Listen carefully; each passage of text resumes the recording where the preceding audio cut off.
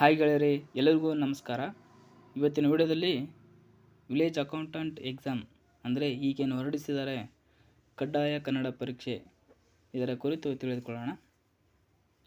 ಕಡ್ಡಾಯ ಕನ್ನಡ ಪರೀಕ್ಷೆ ಯಾರೆಲ್ಲ VAO ಅಂದರೆ ಗ್ರಾಮ ಲೆಕ್ಕಾಧಿಕಾರಿ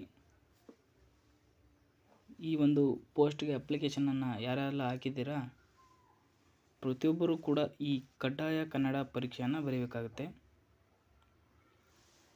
ಈಗಾಗಲೇ ಕಡ್ಡಾಯ ಕನ್ನಡ ಪರೀಕ್ಷೆಯ ದಿನಾಂಕ ಪ್ರಕಟಣೆಗೊಂಡಿದೆ.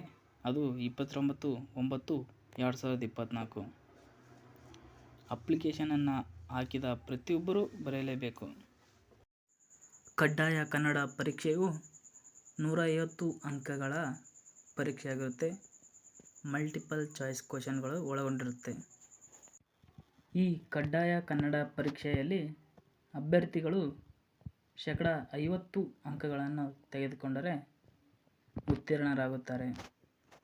ಒಂದು ವೇಳೆ 50 ಅಂಕಗಳಿಗಿಂತ ಕಡಿಮೆ ತೆಗೆದುಕೊಂಡರೆ ಅವರು ಅಕ್ಟೋಬರ್ 27ರಂದು ನಡೆಯುವ ಪರೀಕ್ಷೆಗೆ ಡಿಸ್ಕ್ವಾಲಿಫೈ ಆಗಬೇಕಾಗುತ್ತೆ. ಒಂದು ವೇಳೆ ಈ ಕಡ್ಡಾಯ ಕನ್ನಡ ಪರೀಕ್ಷೆಯನ್ನು ಬರೆಯದೇ ಹೋದರೆ ಮುಂದೆ ನಡೆಯುವ ಅಕ್ಟೋಬರ್ 27ರಂದು ನಡೆಯುವ ವಿಲೇಜ್ ಅಕೌಂಟ್ ಆಫೀಸರ್ ಪರೀಕ್ಷೆಗೆ ಅನರ್ಹರಾಗುತ್ತೀರಿ.